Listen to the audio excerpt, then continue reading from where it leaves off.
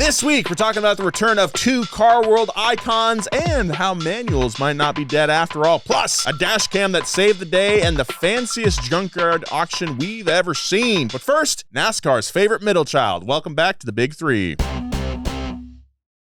Hey, Everybody. Welcome back to the show. If this is your first time listening, welcome to the Big Three. We are the Boise State of car news. Hopefully trending upwards. With me today, my name is Nolan Sykes, and with me today, we got Max Maddox. Hello. And Steph Gutierrez. Hello. Joe is in out of town. Yeah, he's doing something important. Yes. Wow. And that's all we'll say That's about all that. we'll say. We want to elaborate on that Boise State Yeah, I was analogy? very It's just like a confused by football that. joke that Audrey and I kind of put together. Mm-hmm. There's college football fans out there. Yeah. We're not the Oregon State Okay. of podcasts. All right. So for the rest of us, Yeah, we'll we're just not- be in the oh, dark about what that Yeah, means. We're not the Duck. We're not the Oregon Ducks. Not Oregon State. That's the Beavers, right? Yeah. How's everybody's weekend? I had to take my cats to the vet, or cat singular to the vet.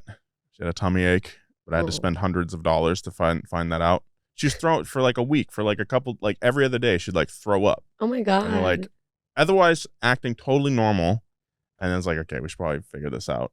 I think we're at the tail end of it because we go to the vet, give her some like cat stomach medicine.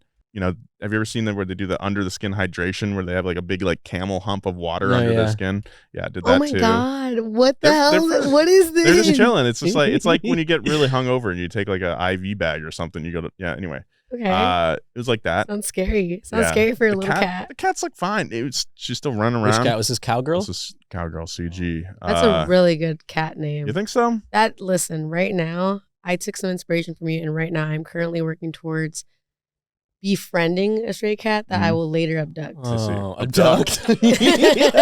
I'm just gonna. He's very curious now. He'll like come Mhm. every day for breakfast and like dinner. Oh yeah, that's gonna be your cat for sure. Unless Unless it belongs to someone else already. And I loved your name, Cowgirl, and so I was like, what would be a good name for him? And he's a little boy, What is? and so I want to name him LB, little boy. Oh, Okay. that'll be. I think Mochi would be a great name for a cat. We had some Trader Joe's Mochi in our house for a little while. And I was like, Mochi's a great name for a cat. It is. I'm working on a cat project of my own right now. Cat project. Yeah. Multiple cats. What are we talking? So for those who don't know, I adopted some kittens that were living in the shop actually back here at Donut That's right. a couple of years ago, and I found that there's a new trove of cats. There are 6 kittens living next door Dang. at our neighbor Ben's place, Dang. and You're gonna. he's leaving for a month on vacation, and those kittens need to go somewhere. So I'm 6 of going them? to make that a project to get them out of here. I might take 1 or 2 of them. We'll Nice. see. That's crazy. They're Up to, real yeah. cute. He's been feeding them, so they're semi-social. So if anybody watching this wants a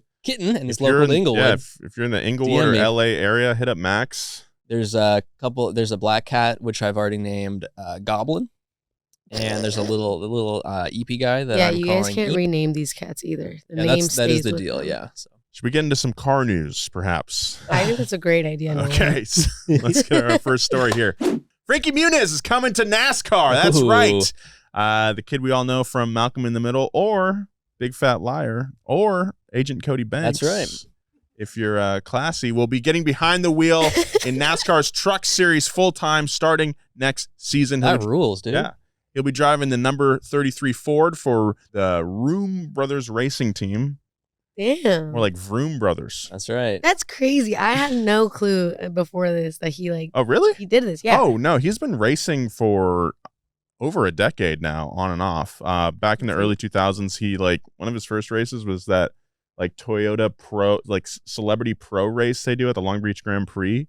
And that kind of flipped a switch in him. He started to follow it full time. He did some more, some open wheel junior racing somewhere.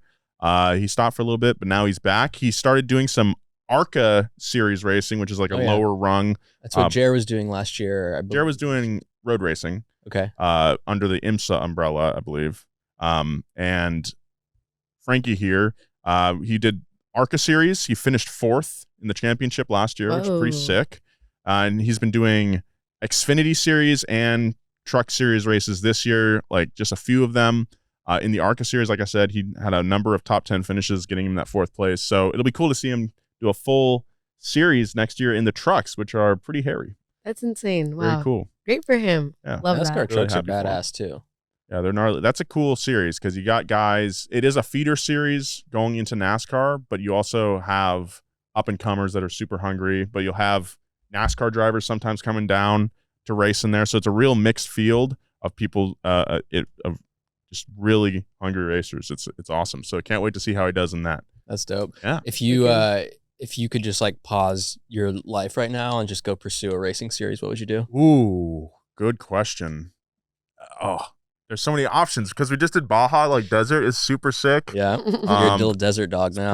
Pretty taxing, I think. Though I don't know. I think I would probably choose like a circuit racing. Maybe that same thing that Jer did, like GT4 class. Mm-hmm. That'd be fun. I don't know. There's so many options though. I would definitely take that opportunity if given to me though, for sure. I don't want to work. I want to drive. That's right. That's sick. Yeah. What'd you do, Steph? I think that's a tough question for me because I'm the type of dude that's like, I want to do everything. Well, you just did a racing stint of your own, which is going to be on the channel pretty soon. Nah, I fell in love with that.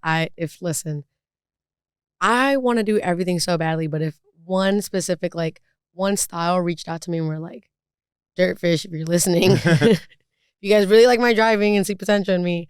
But yeah, one particular like type of racing like reached out to me and was like, we want you to do it. I'd give it my fucking all. Because like, I don't know, racing is cool. You said it yourself, like, bro, let's just drive. I want to drive. Mm-hmm. You know what I'd do if I had to stop everything? What would you do? I'd drive the like robot that eats all the cars at the beginning of demolition derbies. Wait, the T-Rex? Yeah. The big dinosaur thing? Yeah, that'd be pretty cool. I'd drive that. Yeah. That's a good one. That's a really good one, actually. It shoots flames and stuff. I like to imagine. Truckosaurus Rex? Yeah, I think there's probably a cool button that you pull the horn and it shoots Yeah. flames out or whatever. That rules. Do you think you sit up in the head or you'd like down below in like the base somewhere? In like the guts or whatever. Probably the head. Probably, you think so? There's a ladder that goes all the way up. Yeah, that's crazy. If you're, but that's the closest you'd ever get to like piloting like a Gundam. Yeah. Something, which is my ultimate fantasy, but it'll never happen. And you just get to crush Buicks all day. That'd be insane. That's good life. Big thanks to Yamaha for sponsoring this podcast. Life's an adventure. Time to let more people in on the fun and share the journey. Introducing Yamaha's latest terrain-conquering side-by-side that combines class-leading power with maximum comfort and versatility. The all-new Wolverine R-Max 4 1000 has ample room for 4 adult passengers, plus plenty of cargo space so you can tackle new terrain, expand your horizons, and go further than ever before. Side-by-sides are so fun, and Yamaha is so reliable. If you like doing outdoors stuff, this is such a fun vehicle for you and your family. Like I said, it can fit up to 4 full adults. That's you and 3 of your boys, or your wife and her friends. It's so fun, so go to your Yamaha dealership, test drive one of these things, you're not going to regret it. Experience its capability at YamahaMotorsports.com and see your local dealer today. Always protect the environment and wear your seatbelt, helmet, eye protection, and protective clothing. Read the owner's manual and product warning labels before operation. Thanks, Yamaha. Let's keep it moving here, guys. Little thing called dash cams have been all over the news. Yeah. Love them. The Russian invention is finally trickling down to the States, huh? Yes, it is. And the whole reason that dash cams were invented also is coming over here. So this is thanks in part to a video of some would-be insurance fraudsters, scum, that was captured by a dash cam that went viral on TikTok recently. Let's check out this video. Right, I watched this already. I'm already pissed. I think you guys will be too. I love watching like body cam footage on YouTube. So once I saw this, I'm like, don't look at me like that. Yeah, Steph's been all over Live Leak lately. I remember that. No, sometimes I'm very intrigued. And I saw that dash cam footage and I was like, oh, I can't wait for the body cam footage. All right, let's watch this. So we've got a car driving and a Civic pulls in front of him and slams on the brake. Yep. They avoid hitting the car. Yeah, so the car's now to stop. They're both on the left side lane of the freeway and he backs up. Oh my God, he Civic backs up and he slams into so him. fast that Civic they backs into them. And what's even worse, the video keeps going. The people in the Civic, they hop out, they act stupid. First of all, there's like 4 people. They're rolling 4 deep in this Civic. Whoa. All of them are in on this. They're all getting out. They get out there like, my They're neck. like, oh, what happened? I don't understand. Oh, What damn, I can't happened? believe you What hit me. happened? They're grabbing their heads. Yeah. Looking at the Who could have bumper. seen this coming? Wow. They came out of Idiots. nowhere and hit me. And then what's so funny is this dude in the passenger seat that gets out. He comes up to the front of the car and notices the dash cam, but stays in character. Doesn't break. He must have done theater in high school or something. Really sticking to those Meisner building blocks that he spent $500 on at a class in Hollywood. But also the in the video itself, the driver of the victim vehicle, she's also on the phone with her boyfriend, I think, and he's trying to talk her through this whole situation. And I don't think either of them realized that it was like a insurance fraud attempt. Yeah. Especially with that backing up. Like, that's clear as day. I wish a motherfucker would try this on me. Not that Yeah. I would do anything, but I would just point to Yeah, the dash that cam and be would've like, hey, dickhead, I have you. I do have it. Do you guys have dash cams in your car? No. I'm not gonna lie, I do. I see shit like this pretty often, but I do not have one. I have one in my possession on my desk at home, waiting to be installed. I just haven't done it yet. Man, What the hell? have. But now, I after also- watching this, I'm like, okay, I'm gonna get these. Mhm. Yeah. Man. I remember Joe got a dash cam. Mm-hmm. It was like the first week that he had it. Like all this crazy shit kept happening. That's around right. him. Yeah. What the hell?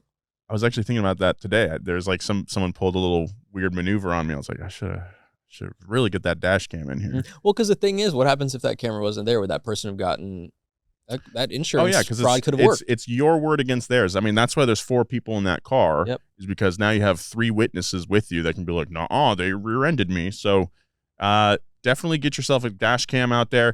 Road and Track says that the FBI estimates staged accidents like this one are costing insurance companies over $20 billion. Oh my God. Yes, and the worst part is that these costs are going to get passed on to people like you and me. So if you find yourself in one of these accidents and have fraudsters testify against you and you can't prove that you're innocent, you stand to lose even more. So I think it's a good idea to get a dash cam installed in your car. Not super difficult to install. It just takes some time, which is why a procrastinator like myself hasn't done it yet. It's because I just keep putting it off. Yep. Yeah. Did you get like a fancy dash cam or did you get like a little cheapy Amazon? I think it's like Garmin unit because I think they sponsored a podcast or something a couple months ago. So they Sounds like pretty good. shipped us some Oh, and I that's was so able to take fire. one. So I just needed to put it in. I have one of those like really cheap ones that I got from the D-list stash because we bought one and we never tested it back in the day. Yeah.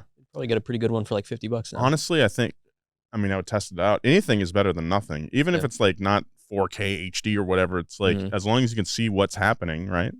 No, hell Yeah. yeah. And you get a good memory card. That might be the key for like a cheap unit is to get like a quality memory card so it doesn't like corrupt or anything like that. I'd be concerned about recording my own crimes behind the wheel. Are personally. you admitting Yeah, they're like, hey, to wait a that? minute, let's roll that back a little bit. Let's get some I'm context not to how this guy admitting to crashed. anything. I just wouldn't want to be implicated in anything that I may or may not be responsible What for. do you may or may not do in your free time? I've been known to have a little bit of a lead foot at times, Yeah. and sometimes I'll run what I like to call an Inglewood Green, which is what A some deep may yellow. refer to as a Silver Lake Red, but That's depends so on the hilarious. context. Yeah. Oh my That's fair. God. You're a menace. You're I a don't. menace on the Well, road. I think in cases like that, I think you're kind of in control of what kind of footage you give to the insurance companies to prove that. Right. Yeah. Well, you'd hope so. They're going to be like, excuse me, sir, this video is clipped. It's cropped. Send us the whole Yeah. thing. Chat, clip that. So that's that whole video. It has like I want to say 60 million views on TikTok. So you might have seen it already, but like it is just so infuriating, man. So brazen just to do that, and I hate them. If that was you in that video, not the driver, but the people in that car, I hate you. You suck. Get better friends. Better yourself. What are you doing? Go to therapy. Go to therapy. Did you guys see the Junkyard auction that happened over the last week? No. Okay, so there is this massive junkyard full of Lamborghinis, Mercedes, air-cooled parts, all dating back to the 1960s. Wow. That went up at an auction with RM Sotheby's. There's this hoarder named Rudy Klein who somehow has just amassed this junkyard full of parts in South Los Angeles with honestly like priceless cars, but we're talking Lamborghini Miuras, old Ferraris, and they put it up for auction. And so a lot of very, very damaged, rusty, high-end cars sold at this auction house over the weekend. Were we trying to get into this place? Not trying to, but we thought about maybe making a video on this location like a couple years ago, right? Yeah, so it's kind of like an infamous junkyard, like if you know type of situation, and a lot of people were aware of it in the Los Angeles area. A couple of people made videos. Magnus Walker just did a video on this the other day, and a couple of other publications got access. But to drum up interest in this auction, of course, because RM Sotheby's is like a pretty high end auction house. So I just wanted to talk about some of the more interesting vehicles that sold. Let's take a look. So this right here is a 1968 Volkswagen single cab. Whoa! With the front clip of a Lamborghini Miura on the back of it. That's sick. Sold as one unit. And really? So this is just an absolutely totaled Miura. I don't think you can do anything with this. How much did it sell for? I think my question, I have a question on how did all these cars end up here? Like, did he just acquire them? So this guy just bought scrap supercars and whatnot. Just, like I said, back in the 60s, I think a scrapped Lamborghini Miura in the 1960s was not worth much. So he just bought it and he threw it on top of this Volkswagen, left it there, and sold it for $56,000. That's so cool. Damn. You can see it's full of cobwebs and absolute disrepair. Wow. But somebody saw that and was like, yeah, that's pretty dope. I'll buy that. That's going to look so sick in the motoring club lobby. Yeah. This right here, you're looking at what looks like the rear quarter panel of a Ferrari 275 GTS. This is, it's not even close to being a car. I don't know if anything's salvageable about this at all. It's completely crunched in. This sold for $25,000. 25. Well, man, I mean, it looks like rusty junk, but like, if we're talking like rocker panels, if someone's trying to restore their own, but they need hard to find parts like those rocker panels or like floor pans, just stuff like that is not in reproduction, like something like that could be super helpful. That's that's cool. And the last one I want to talk about, this is the crown jewel of the auction. This is a 1956 Mercedes SL Gullwing. Yes. Completely unwashed, covered in dust, just been sitting here for years. Apparently, this was acquired about 50 years ago and has not eluded the confines of this junkyard since then. Sold for. Wow, look at that interior, though. Dude, I'd freaking pretty for put the that year that thing, it is, for how long it's at. That interior is pretty freaking. It's minty. really nice. Put that thing in a freaking container on the back of a truck, ship it to Ammo NYC, get Larry to wash that thing up. I'm sure you will. Dude. It sold for $9 million. Oh my God.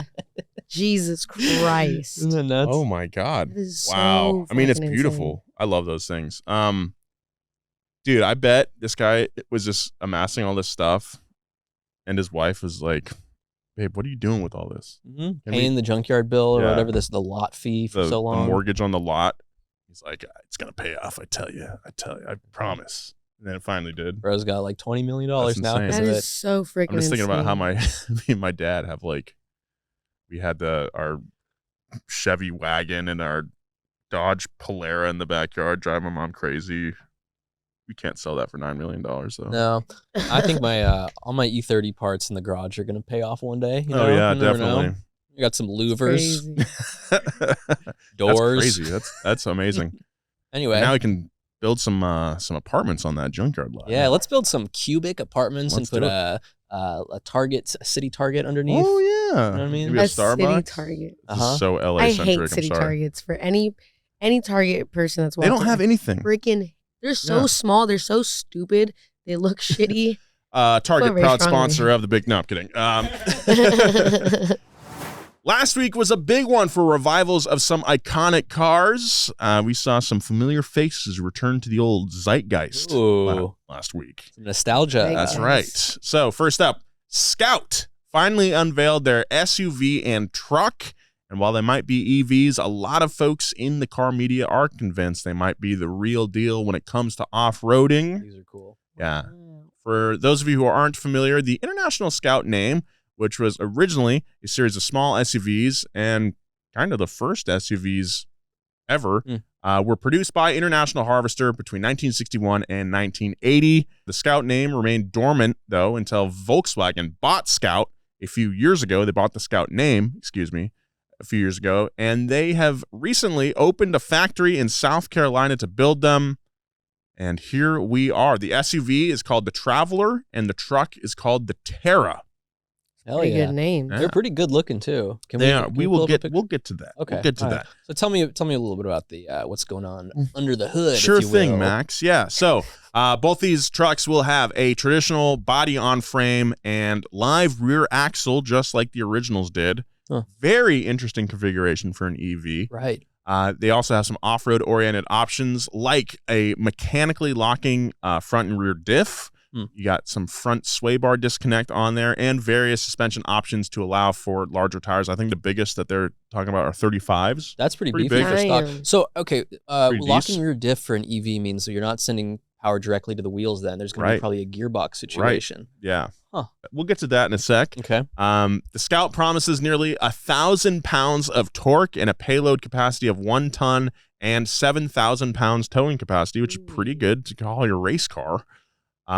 Yeah, so speaking of that live rear axle and locking diff, I am concerned about the efficiency, but apparently Scout is too, because you also have an optional gas-powered range extender called the Harvester that bumps the range another 150 miles. I think if you're probably, this is probably essential equipment to have Oh my on your God, truck. yeah. You don't want to be off-roading an EV and then have that.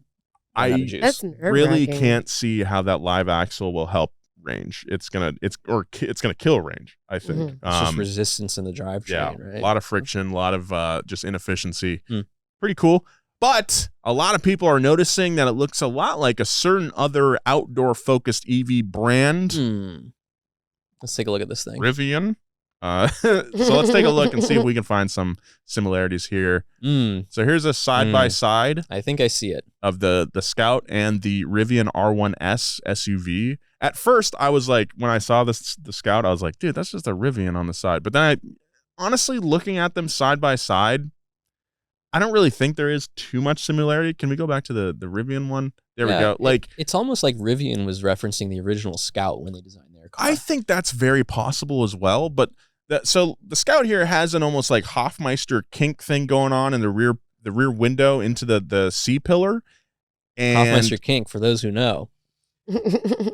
Very oddly it's a design feature most prominent on BMWs, but the original Scout had one as well. And the R1S has nothing like that. The Scout has the spare tire on the rear bumper. Like roof lines and hoods look pretty similar, but I think if you put, what's that new the Hyundai Santa Fe? Isn't that pretty boxy looking, the new one? Like if you put that in the lineup too, it'd probably look pretty similar to the Rivian as well. You take most sports cars, put them next to each other. Yeah, design trends. Put the new Defender next to that, it'd probably look pretty similar. So yeah, you can see, I mean, that Hofmeister thing, the kink is very similar to the one the original Scout had as well on its C-pillar. Yeah. And after, at first, I mean, in the group chat we have a Big Three group chat, we were talking about this car when it launched, and I think I said verbatim, too bad it looks like a Rivian. And now I don't really think that's true. I think I just think they both happen to be following current, contemporary, another word for current, design trends. They don't look super duper similar. The truck, the Terra, I think does, from the side at least, look very R1T. But again, I think that's kind of just where the similarities end. I don't know. I'm excited to see these, and especially with the options, I'm excited to see the competition heat up in this segment because of this. I think this is going to wake Rivian up. Whoa, that's really cool. I mean, dude, that the is rear end, super the rear lights cool. look sick. I think this is going to wake Rivian up. I mean, not that they were sleeping or whatever, but like, I don't know. It's going to, I think, force them to bring some new stuff to the table as well. Same thing with Ford as well. Looking forward to seeing Ford's response to this with the Lightning. Very interesting car, I think. That range extender, the Harvester, reminds me of Matt from Warp Perception's Tesla. When we collaborated with him, he helped build, and really he did a lot of the work on the jet car that we built for the Mr. Beast video a couple of years ago. And he has this Tesla that he has a generator for that's built onto the car, and so he would just have that diesel generator running at all times. A literal range extender. But I mean, a problem with that one was because it had the generator on board. I don't know if he's fixed this yet or how much work he's done to it since we did that. That was like 2 years ago, 3 years ago. The diesel generator had to be on at all times to charge the car. You couldn't plug it in to charge it. So we'd be going down the road and you see Matt driving his Model S next to our tow rig, and it's like straight pipe to the generator. It's so fucking loud. We'd go to gas stations, whatever. He'd like pull around the back, and you can still hear it go.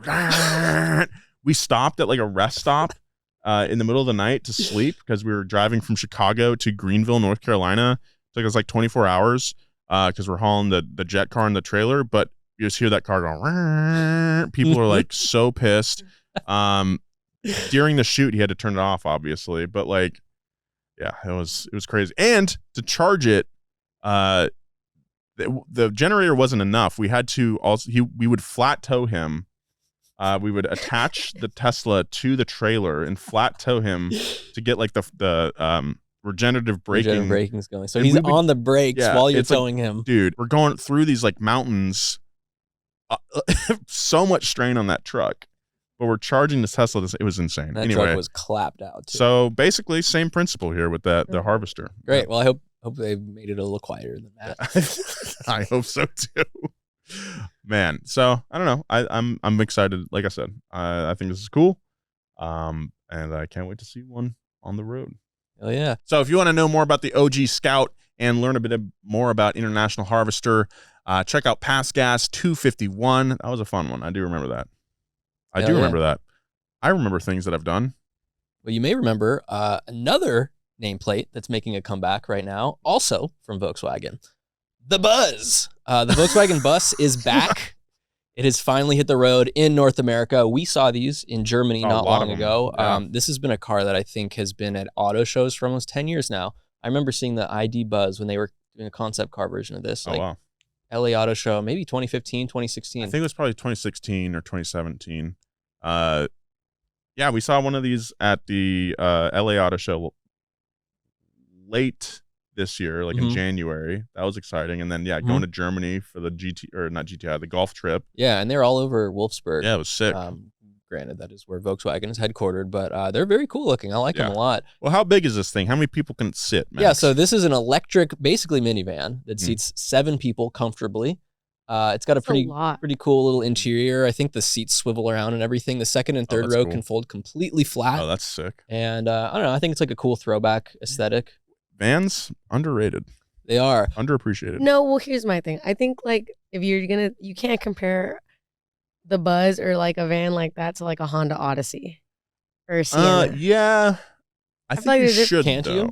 I think you could. I think like you're right because the van that we had like a fake, like it had like fake wood grain floor almost, like vinyl flooring. It was obviously impressed yet? It was meant very much as like a work van.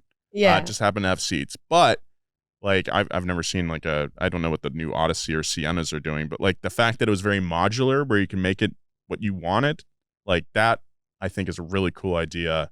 And whereas like my mom, we had like growing up, my mom had a Windstar and then we had a Town and Country. Oh yeah, I was a Town and Country family. Yeah, and those weren't as modular as like this van that I'm talking about right now. I don't even know if this Buzz is like as modular. I grew up with an to be honest, Astrovan, but so okay, I don't know. Astrovan. Astrovan, that thing lasted forever. My boy Andrew, his dad had an Astrovan. I think it was sick. Yeah, might have been Safari. Same. Those are like the same. Yeah. Model, right. Yeah. But one time I was in the Town and Country. My parents had like parked it on a hill and like ran over to like, I don't know, they were like meeting a friend or something, and I was just f***ing around in the van, like pulling levers and like pretending to drive and everything, and I pulled it out of park. Oh shit. And it started rolling down the hill, and my dad like runs over, and it's like kind of, I think the parking brake's on, so it's slowly rolling, but it's moving down this hill. And my dad runs in and he tries to jerk the steering wheel, but he can't because it's locked. Yeah. And luckily there was a tree right behind me, and the van hit the back of the tree, and we had this big dent in it forever. Dang. Wow. Damn, you did that. Saved by the tree. Saved by the tree. That's insane. Forgot what I was gonna say. Chrysler Town and Country. Oh yeah, dude.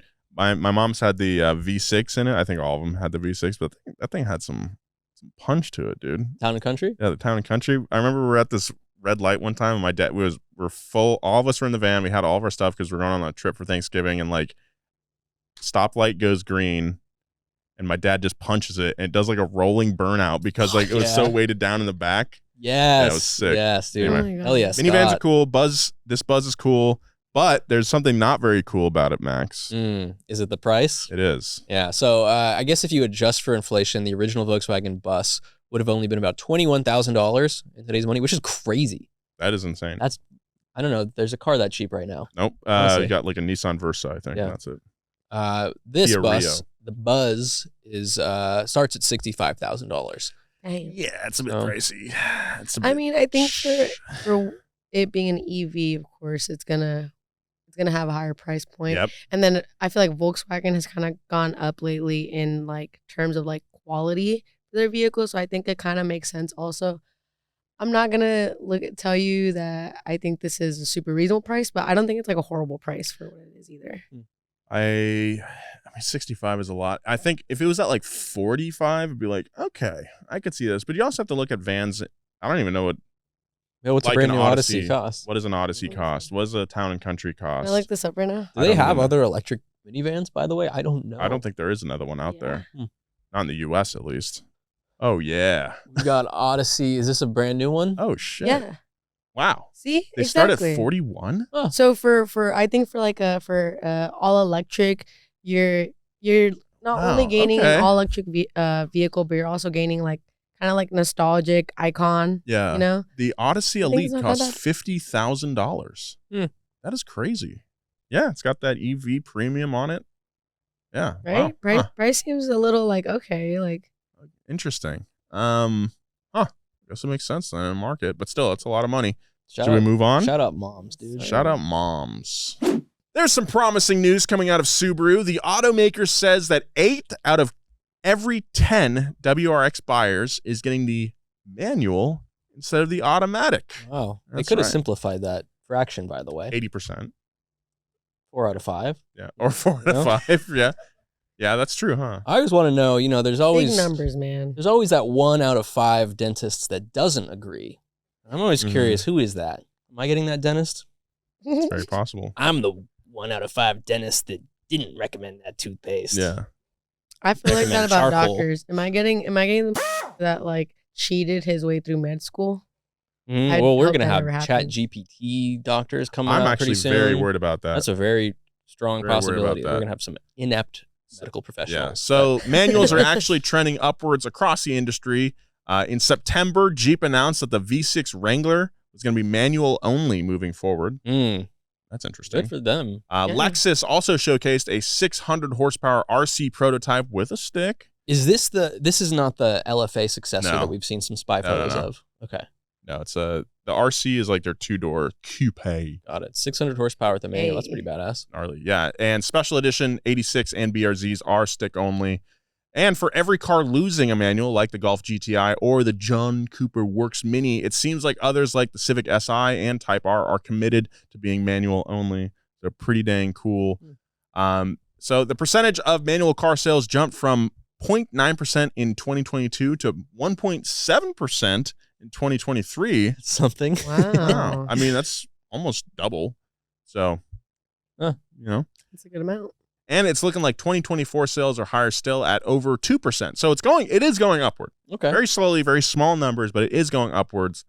And I mean, at the end of the day, we should just appreciate that we have these things at all, because it is crazy that companies are accommodating such tiny percentages of sales by spending money to research how to put these engines in their cars. They Yeah. could just say, I love screw that. We're gonna save money by not even looking into that at all. Here's your automatic, enjoy. But here they are. Yeah, well, I mean, you look at the Supra came out, it didn't have a manual at all. Right. And people were like, well, we want a manual because it's a Supra. Mhm. And so they had to re-engineer the whole thing to be able to fit the manual in there because it Yeah. was never meant to have one. And I will tell you, it kind of feels like it in that car. That car specifically. I don't really like the manual Supra. I think that the transmission feels a little strange. The placement is kind of not optimized necessarily. Mm. And I mean, it has a ZF8 in it, and ZF8s are great, I think. A lot Well, faster. for us automatic transmission enthusiasts, I'd say this news is pretty alarming, Nolan. So you can join my cause, the Automatic Gearbox Preservation Society. okay, We're going to be yeah. selling stickers that you can put on your That window. would be actually pretty funny. We're going to sell them in the TikTok shop.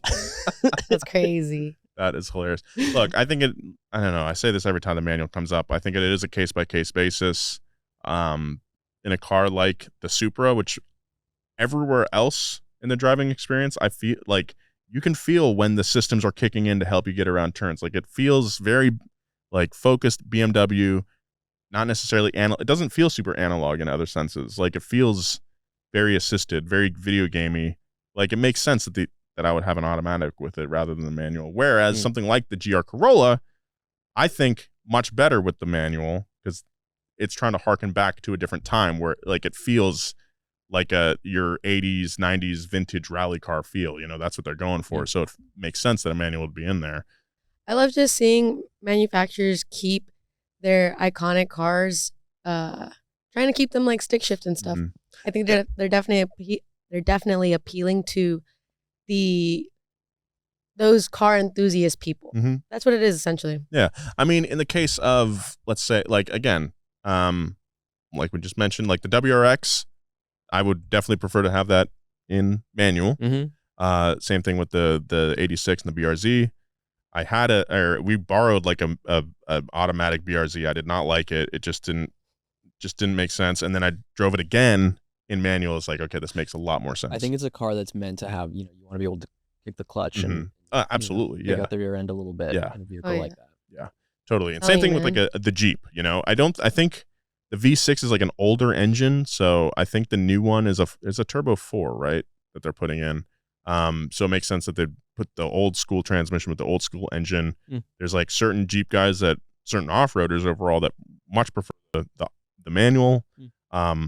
So it's cool that they're helping those guys out. Yeah, I don't know. It's just case by case basis, but also, throwing a bone to the enthusiasts, like you said, Steph. Throw us a bone. It's those iconic cars, man. You got to keep those certain ones that everybody knows, all those enthusiasts lust after. You got to keep those pure and manual. Right, exactly. So that's the show. Thank you so much for listening. Follow Steph at radical_Steph on Instagram. Follow Max at Max Maddox? Yeah. Okay. Sorry. I have a brain fart every other week, and like, is it the other one he wants to promote? No. Yeah. Follow Max at Max Maddox. Yes. Follow me at Nolan J. Sykes. Big thank you to the crew. We got Edgar Grajeda, Audrey Holden, Mark Schroeder. And thank you for listening. We'll see you next week. Bye. Bye.